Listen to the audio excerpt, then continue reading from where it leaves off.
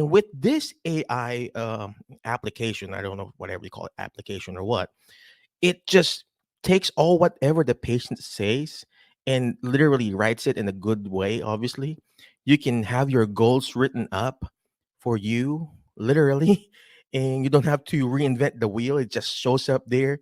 You just tell it, hey, I want my short-term goals to be 6 weeks, long-term goals to be 12 weeks.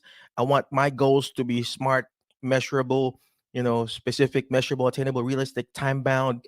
Don't use the word patient. Don't put abbreviation. It will do everything for you, literally.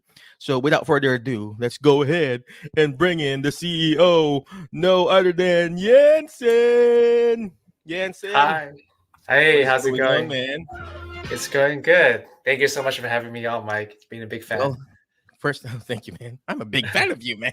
I want to learn Um, from you, dude. I'm a big Well, fan of first you. of all, could you please tell us who you are, what you do? What are you doing in the therapy world? Are you a therapist yourself? Are you whatever you call, a tech guy or a social media guy?